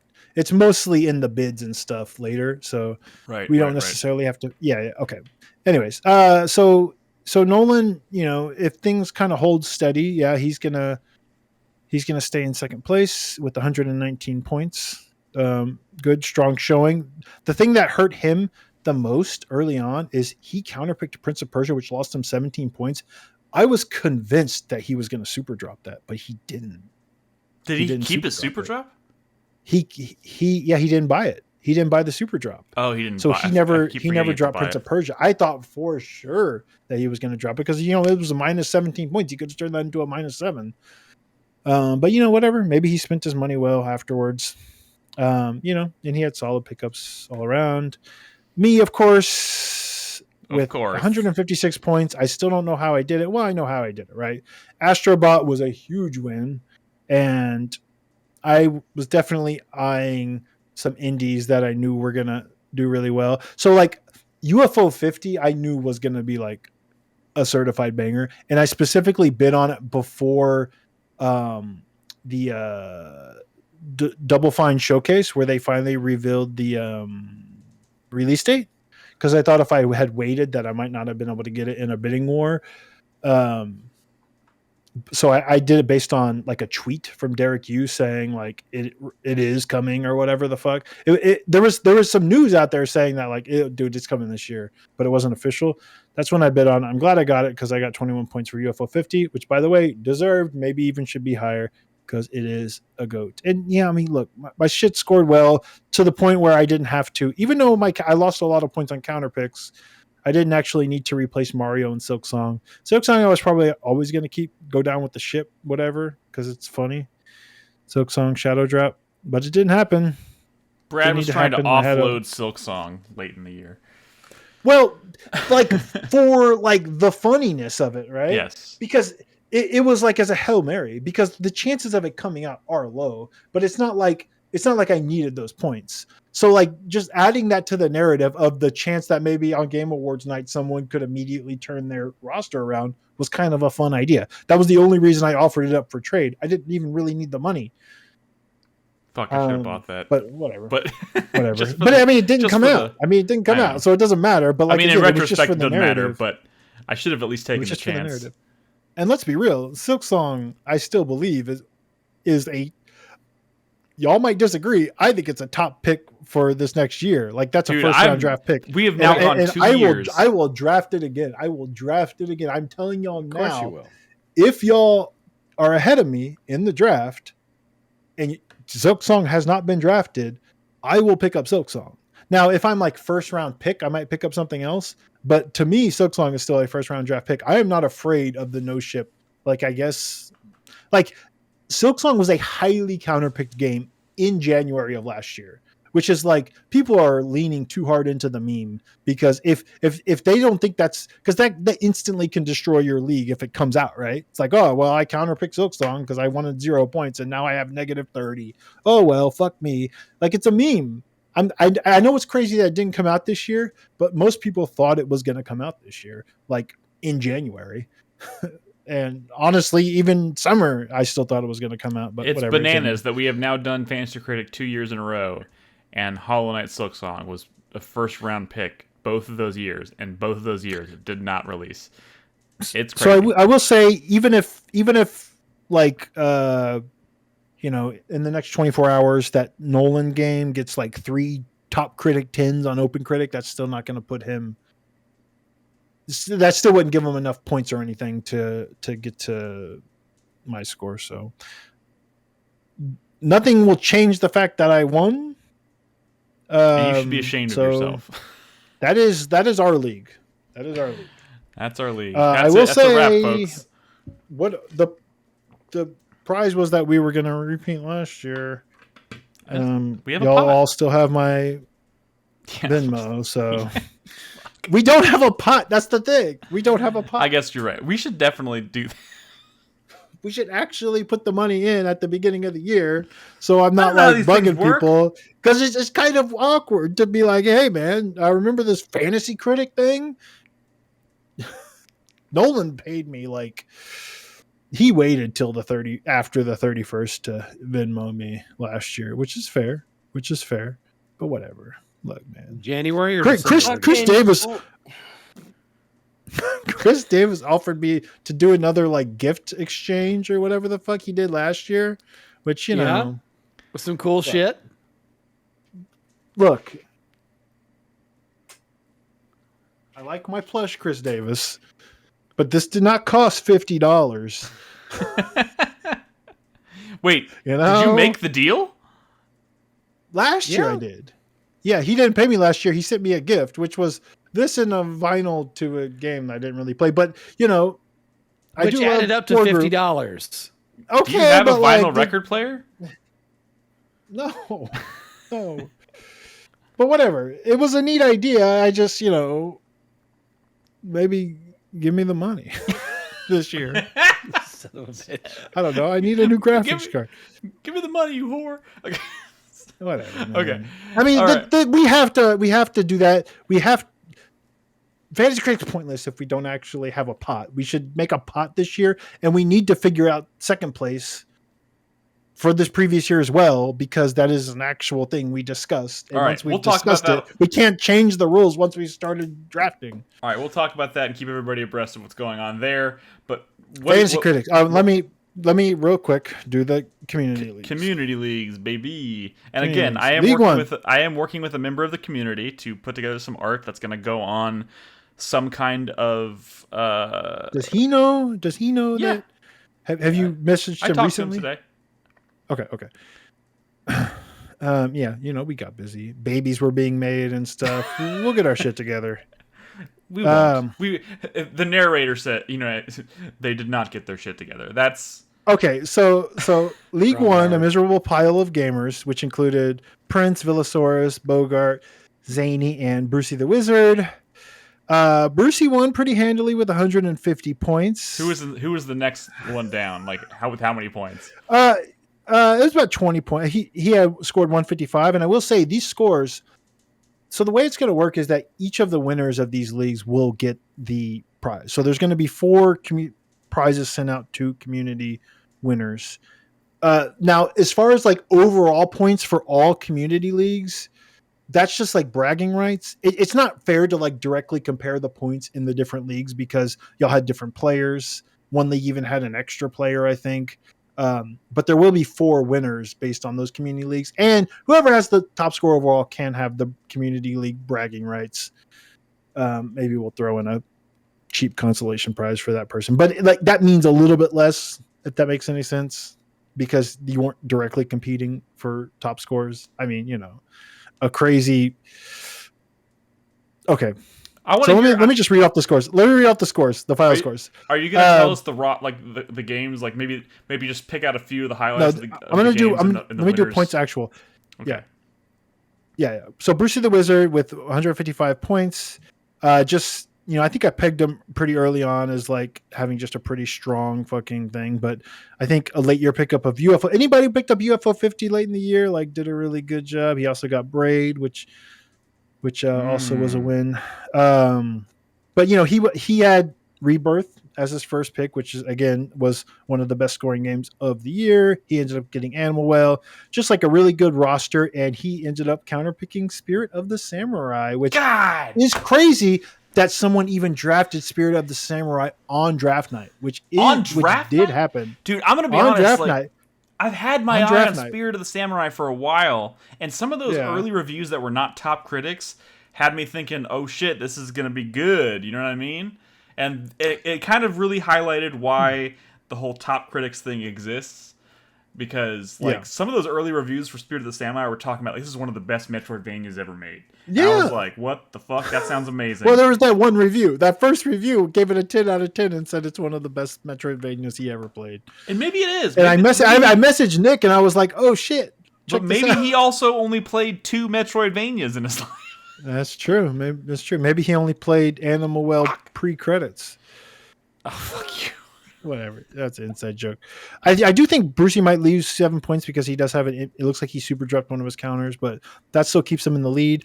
Behind him is Zany, who drafted Tekken 8 in his first round, which was a good pickup, of course. He ended up getting Zelda late in the year, Lorelei, Astrobot, just strong fucking pickups. But he lost 17 points on Indiana Jones as a counter, which is pretty brutal. Betting against Indy, man. Don't do that. Yeah. Well, I mean, I get Indy overperformed. Indy overperformed. No one thought it was going to score maybe quite as high as it did.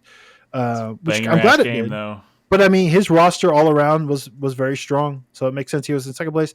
Right behind him is Bogart Bear with 103. Again, strong roster. Got Dragon's Dogma, Persona, Frostpunk, Unicorn Overlord, Indiana Jones, all good high 80s games. Struggled a little bit. He picked up Flintlock like Ed, which big -1, and lost 10 points on Pacific Drive. Again, pretty strong all around, which makes sense why he got the score he did. Keep in mind, I believe that the community leagues did draft like one less game than we did, so the points are not even comparable to our league either. I think we drafted more games. Yes, so these scores are good. They are smaller rosters. Yeah. Villasaurus Rex came in second to last with 90 points. Again, strong. Are we still in the same league? Is this the first league? Yeah. He had an empty spot. I'll go quicker. He had an empty spot, but he countered. Thank goodness you're here. Wukong lost a lot of points on counters. Congratulations. And in last place. In last place. I had to build up to this one. And in last place with -7.01 points. What? Prince of the Universe with the -7 on the year. What? What the How? Fuck? Well, he picked Silk Song was his top pick. He had 2 empty spots, 2 games that didn't ship or didn't get scores or didn't ship. And his counter picks were the Plucky Squire and Animal Well, which lost him 19 points. Oh, God, ow. I told him Animal Web was a bad counter pick. I didn't think negative scores were possible. He also picked up Spirit of the Samurai. Okay.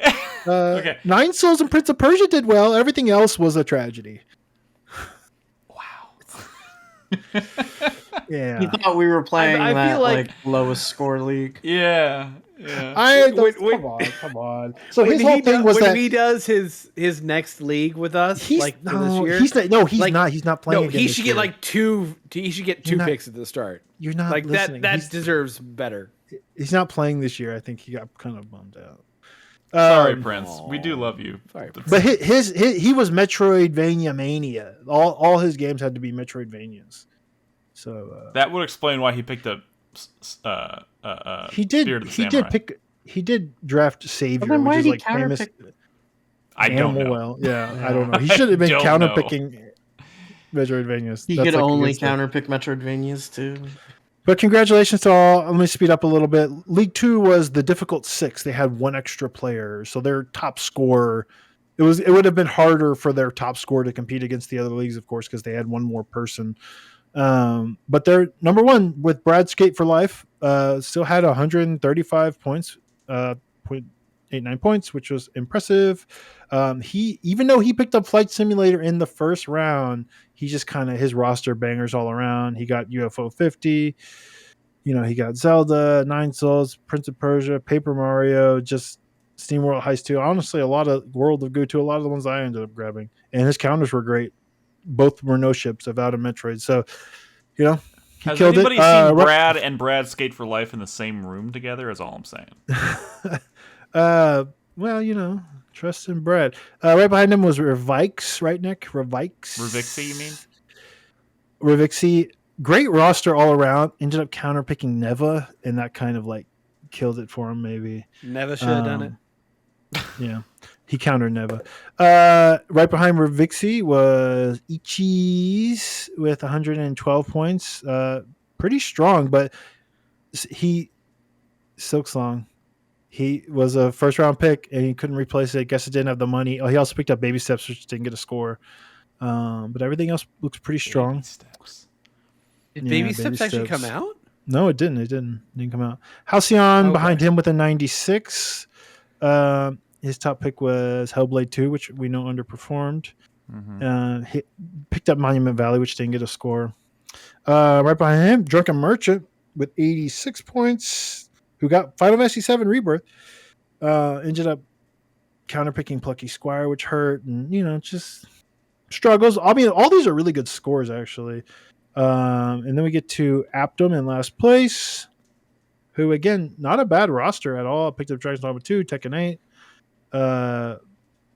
Just got some late. He picked up Lego Horizon, Skydance at the end of the year, which were kind of brutal, honestly. Avowed got countered and no shipped. So, but pretty good league all around. So the winner of this league is, of course, Brad Skate for Life. We got two more leagues here. League 3 is. Oh, it is late, huh? League 3 is League. I don't even know how to say it. Ligapo L3. I don't know. It's French or something. Hashtag 4PP. Winner of this league is one that was kind of close, but for now, the winner is Zero Skies with 135 points. I told him early on that he's kind of killed. He got Rebirth, Flight Simulator, ReFantasio, just good pickups. Anton Blast scored really well. It's at 85. It's got Zelda, Golden Idol. Just good counters. Skylar was, I think, pegged early on as having a really strong showing, but didn't fill his last slot. And Behemoth underperformed, of course. So it looks like he ended up in second place. A bit of an upset. Sanji, pretty strong with 99 points. Got Dragon's Dogma 2. Good scores. Countered Hellblade and Plucky Squire that hurt. Haste, who I was talking some shit on. I apologize, Haste. I'll say why. With 79 points, he had some oddballs in there. He had counterpicked Silksong, and I was like, that's a trash counterpick. So, he, in the end, he's like, fuck you. It didn't come out. I guess that's fair. But in January, that was a bold-ass counterpick. So yeah. And he counterpicked Ayuden, and I was like, "How dare you? That game? How dare you?" But 79 points, and in last place, Scud. We don't talk about Scud. 42 points. Oh God, that hurts. Oh no. And the final league, we have Gamer Hot Tub League 2024. Slopdog, Tubala, Shikuski, Tack, and Mr. Green Toast. Close league. Oh shit. Oh God. Whoa. Uh-oh. Well, in first and second place, we have Slopdog with 150.18 points. In second place, we have Tubala with 149.14 points. Damn. This one really is down to the wire. That's clutch. Because a single review. Oh, wait a minute. Slopdog dropped a counter pick. That's a -7. Let me see. Tubala did not. Tubala is in first. Wow. Because all the dropped counter picks have to be manually adjusted as a -7. So Tubala is actually, I guess, has won this, unless something dramatic happens in the next day. We'll keep an eye on it. Tubala counterpicked Killer Clowns, which was smart. Skate Story, which didn't come out. This motherfucker had Rebirth and Refantasio and UFO 50. It's just good roster. Slop Dog as well, with like a dragon and whatnot. Good counters. Just pretty great rosters. Those are great scores, honestly, both of them. We have links to these in our Discord if you want to like really kind of like fine tooth comb over their scores and whatnot. And maybe next time I'll stream, I'll probably break down these a little bit more, talk some shit. Shikuski in third place with 122 points. Again, really impressive. Counterpicked at Justice League, which put Shikuski as an early front runner because that game did not do well. Tack with 108. Suikoden fan IC. She did good. She got Astrobot, and Satisfactory, which were great. Counters hurt late year. Or I mean, okay. Tack famously countered. I gotta point this out. Famously countered Microsoft Flight Simulator in January, which I called crazy on a stream. Why did you counter this? This is a dumb mistake. And it worked out for him. Yeah. She nailed it. So, yeah. Which, who would have saw that coming? But apparently... No. It's a bold move, Cotton. For her, the writing was on the wall, I guess. Well, whatever. Someone at Microsoft should probably hire Tack because that's crazy. And in last place, we have Green Toast. Tragedy. Well, the tragedy is clearly Prince of the Universe. But Green Toast with 24 points did have a full roster, but not all his games came out. That can't be right. His top pick was Skate Story, and then the Altars. We got to have a conversation. His top pick was Lorelei and Laser Eyes. No, it wasn't. Oh, I can't sort by draft order anymore. I don't know why, but maybe this is not score. Yeah, you're right. Maybe this is not draft order. Okay, yeah, struggled. Famously picked up Kill the Justice League, which put him in kind of like a not good place early in the year. Did I have Kill the Justice League on my list last year, or was that this year? Then You did. No, it was last year. Okay. It was the year before. Yeah.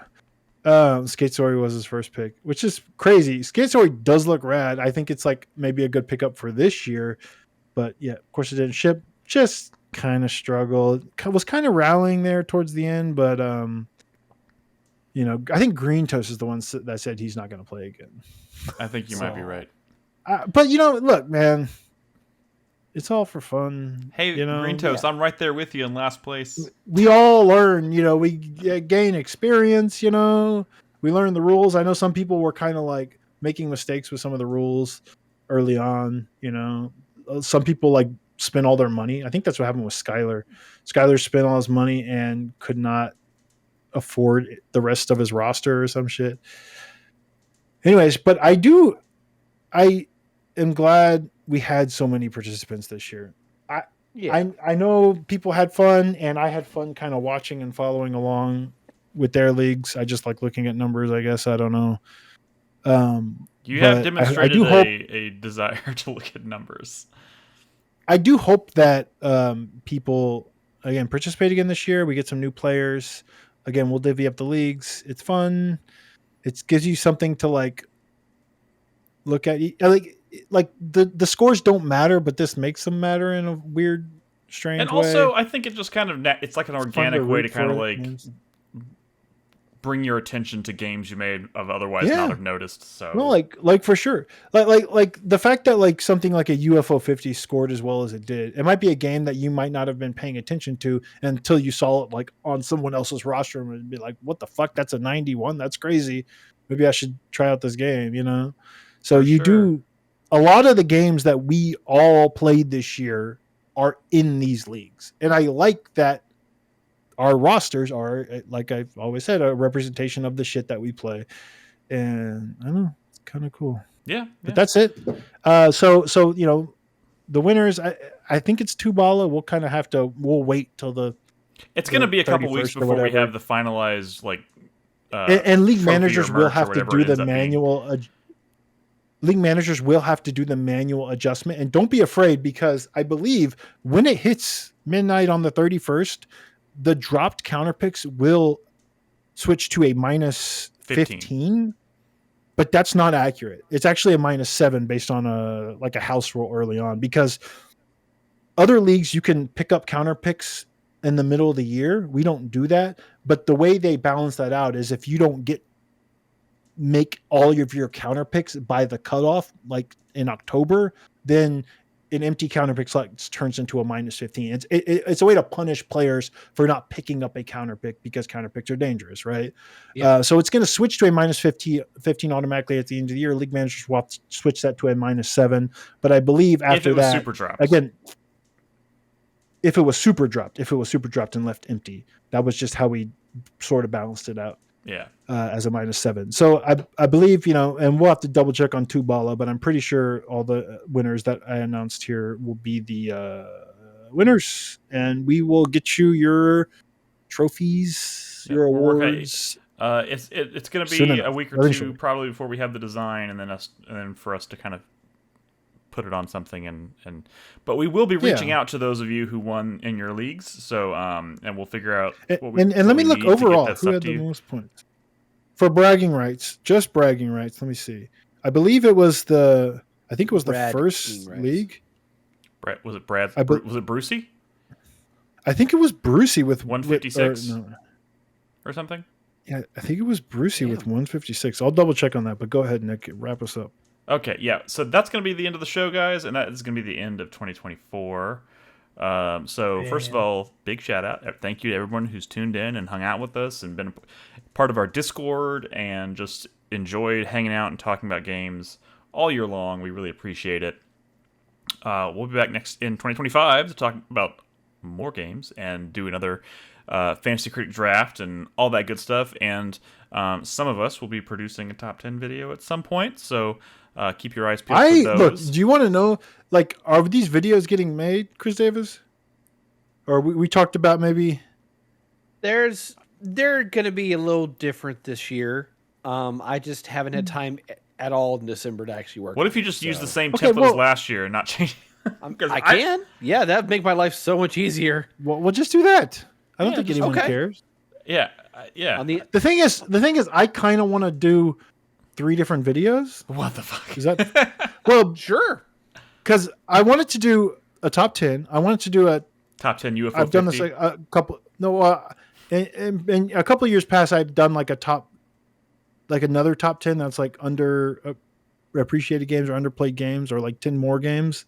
But I also want to do a top 10 UFO 50 games. So that's 3 videos. I don't know if I'll have the time to record all that audio and footage, but I'm already thinking about it. So we'll see. Yeah. I mean, it might be like a late January thing. Yeah, I would say the effort, I will make the video. It's obviously been a lot of you have a lot of stuff going on right now, Chris Davis. So for the sake of simplicity, we're totally cool. Okay, look, he moved into a house. Okay, he moved everything himself. He didn't even hire movers. We gotta say Oh, I hired movers. He was. Wait, you hired movers? Of course he hired movers. Are you high? Why did it take him a month to move? Because moving doesn't end when you just get all your shit in your house, Brad. No. I've moved into houses, Nick. I have a lot of stuff. Though. Okay, I'm not a weird person. He's the weird person. You also have a spouse. Okay. And free labor from children. Free labor from children. I don't think they're so helpful. They're so helpful. So guys, easy to move when you have little kids. Guys, again, thanks so much for tuning in. It's been a fun year. We'll see you in 2025. To everyone out there listening or joining us in Discord, have a happy new year. Have a happy and safe new year. And we'll see you on the other side. In the meantime, guys, be good to each other, play video games, and good night. Bye.